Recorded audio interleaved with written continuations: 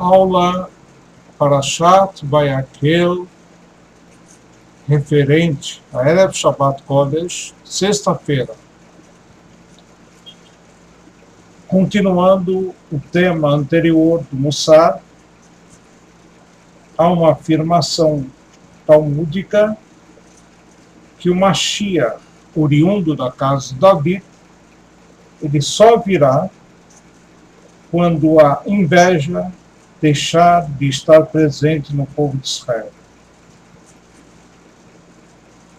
Como é dito na profecia de Yeshayahu,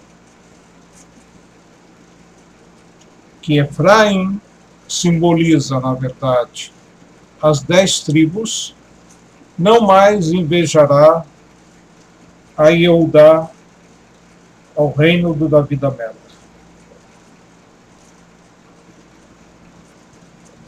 Ele cita, inclusive, o Midrash, que, de certa forma, certos anjos desceram da sua santidade por causa da inveja.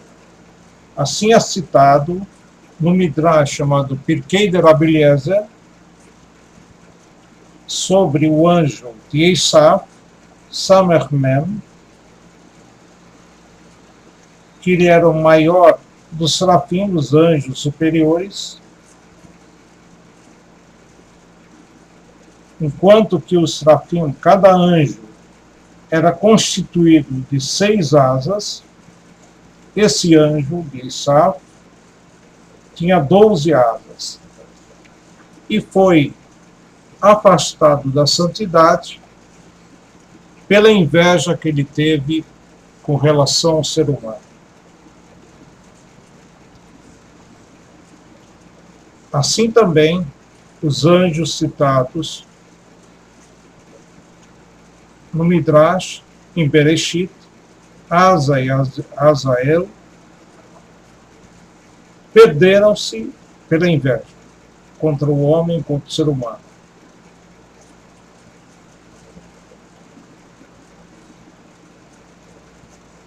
Cabe à pessoa estar feliz por aquilo que ele tem. E, de fato, no Perkei Avot, nós temos uma afirmação no capítulo 4, Ezeu Ashir, quem de fato é uma pessoa rica, Hasameach Bechelko, aquele que se alegra com a porção que ele tem. Porque, na verdade, cada pessoa tem aquilo que Deus acha importante para ele cumprir sua missão. Às vezes, para cumprir, desempenhar sua missão, ele precisa de riqueza, e tem outros que não precisam da riqueza. Tem uns que são agraciados com sabedoria, outros que são agraciados com beleza física, enfim. Cada um de nós ganha alguma coisa especial de Deus, ou às vezes várias coisas especiais de Deus, conforme a necessidade da nossa missão, da nossa alma. Portanto, a pessoa não deve se rebelar pelo fato do outro ter mais do que ele. Pelo contrário, nós sabemos que Moshe Rabbeinu, o grande líder do povo de Israel, ele é chamado Anav Meot Mikol Adam. Ele era muito humilde, o maior humilde da humanidade. E aí se pergunta, no que se baseava a humildade dele?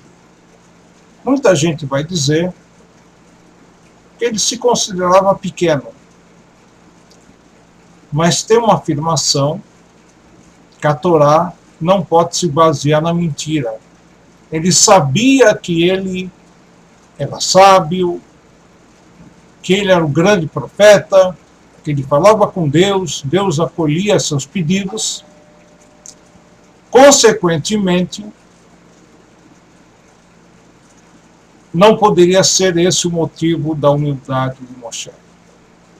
Então explica aos nossos sábios, Moshe Rabbeinu considerava que se tivesse uma outra pessoa, um outro Yehudi, com as mesmas condições especiais que tinha Moshe, faria muito mais do que ele.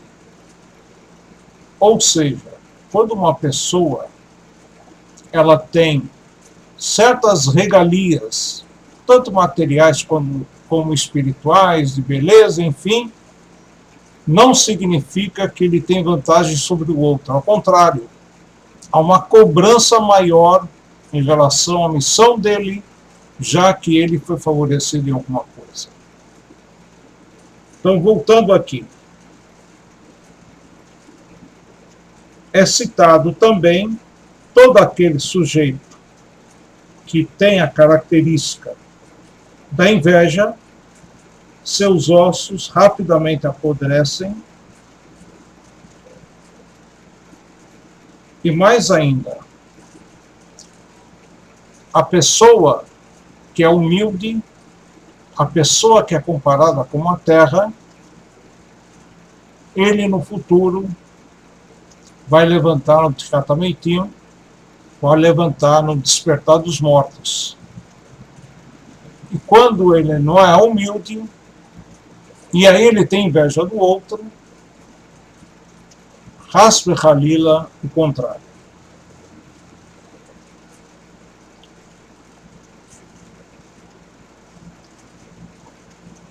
É conhecido o fato de Hillel Azaken, um grande sábio,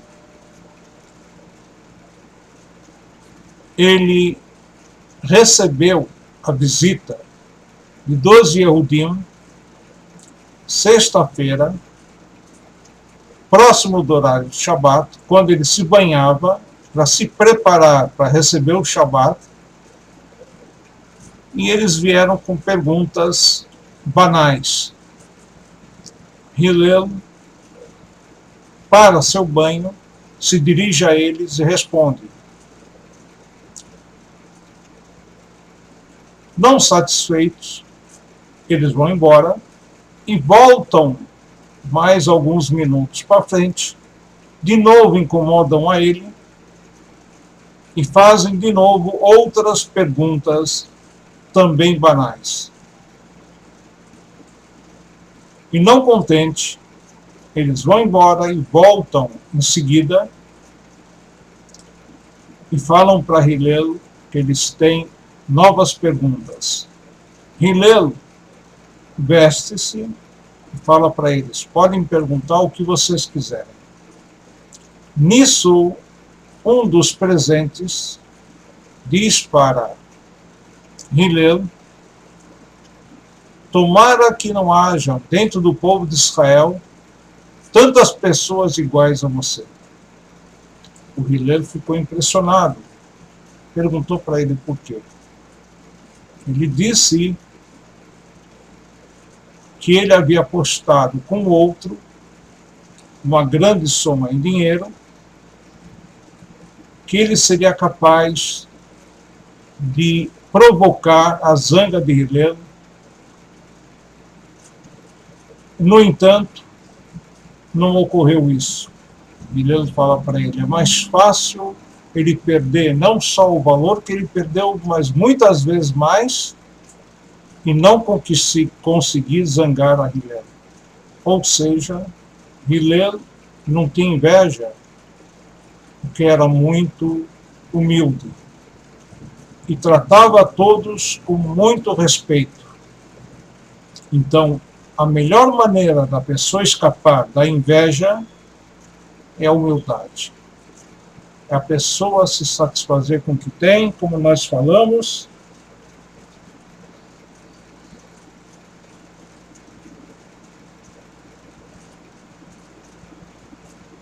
E ele coloca aqui, cabe à pessoa pensar que toda a vida material que nós vivemos nesse mundo é como diz o rei Salomão em Kohelet, Hebel Havalim, é tudo bobagem, é tudo momentâneo. E a importância da vida nesse mundo nós podemos aproveitar, estudarmos Torá, praticarmos mitzvot e assim merecermos o mundo vindouro, que é a vida eterna, que é a verdadeira vida, enfim. Então, é quando não tem morte e sofrimentos. Ou seja, a vida material, física, por si só, não é uma vida boa. E sim, ela é apenas um prosdor, um anteparo, uma sala para entrar para o quarto principal, que é o Olam Abá. Então, essa vida tem que ser aproveitada com estudo da Torá e prática das mitzvot. Nós vamos agora a Alachot, estamos vendo o tema do Shema. Falamos na Alachá anterior que a pessoa pode ler o Shema tanto caminhando, quanto de pé, sentado, ou no caso de doente, deitado. E também, antigamente, que era comum viajar montado em animais, cavalo, burro e assim por diante, ele pode falar o Shema montado no animal,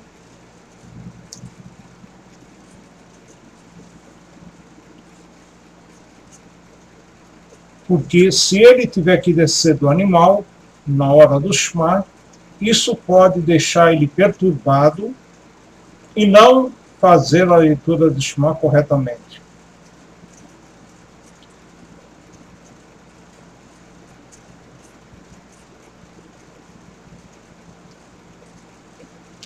Agora, enfatiza aqui no Rambam, tirado do Talmud, tem certas posições que são consideradas desfavoráveis para a leitura do Shema, já que representam desprezo em rezar dessa forma para Deus.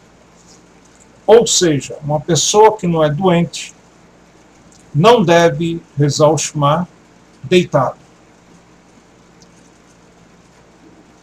Mesmo doente, que ele pode rezar deitado, deve se virar de lado para ser de uma forma respeituosa. Mas não devemos rezar o Shema deitados, mesmo com o rosto para cima ou com o rosto para baixo.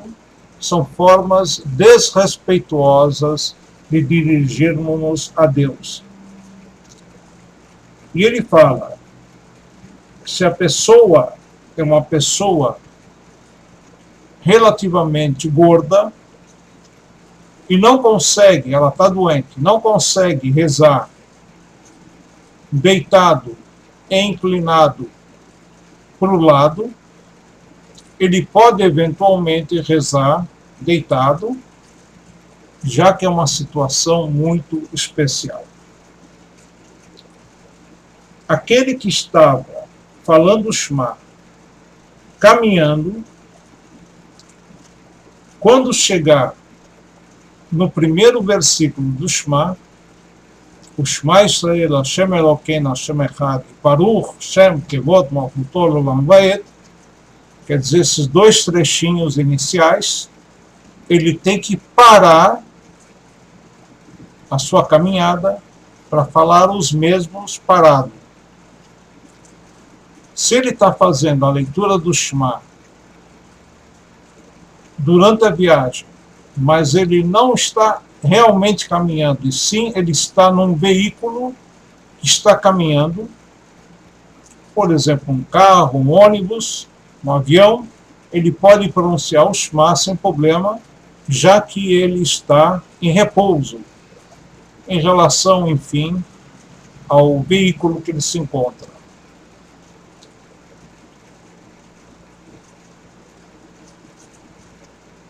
E o resto da leitura do Shema, ele pode continuar dizendo o mesmo, caminhando. Uma pessoa que por motivos de doença ou por motivos de fraqueza ou de velhice, ele volta e meia pega no sono.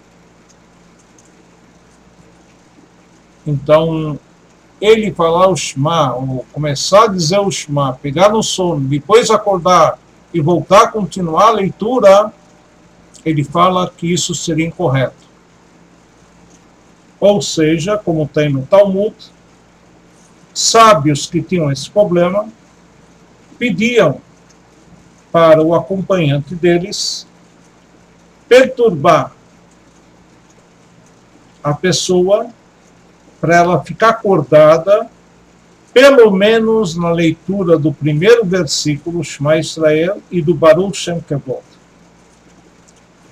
Daí adiante, se ele conseguir ficar desperto, ele vai falar corretamente. Se não conseguir, enfim, fala o que dá. O que importa é a leitura do Shema tem que ser muito cuidadoso no primeiro versículo e no Baruch Shem Kevod. E aqui tem uma seguinte situação. Se a pessoa tem a necessidade de dar uma aula, fornecer uma aula ao público, no horário do Shema, e há o risco do horário do Shema ser ultrapassado e ele não cumprir a mitzvah, ele pode pronunciar o primeiro versículo acompanhado do Baruch Shem Kevod, intencionar para a mitzvah e continuar o ensinamento. E a gente vê que no Talmud há relatos realmente de sábios que davam ensinamentos ao público e pararam momentaneamente o ensinamento, colocando as mãos sobre os olhos, falando o Shema rapidamente e voltando para a aula.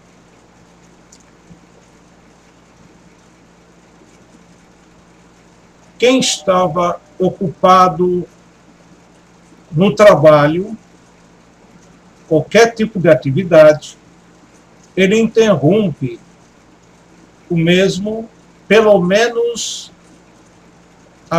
o primeiro trechinho do Shema, que é desde o Shema Israel até o Tartam al-Mezuzot Beiterra o Visharecha, ao que é chamado de Parashat Shema.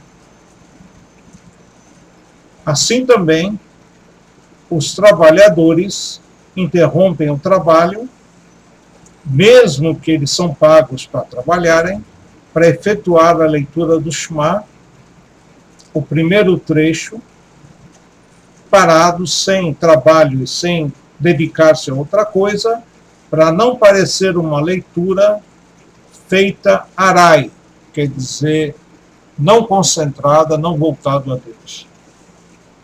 E o resto ele pode continuar lendo, mesmo exercendo o trabalho, desde que ele consiga fazer o mesmo. Então nós vemos que tem certas regras aparentemente simples, mas que são bastante objetivas em relação ao Shema. A mitzvah do Shema, uma mitzvah muito fácil, mas exige uma certa disciplina de horário, de kavaná, de intenção, de leitura correta, e, consequentemente, com isso, o dia dele será um dia maravilhoso e tudo correrá bem.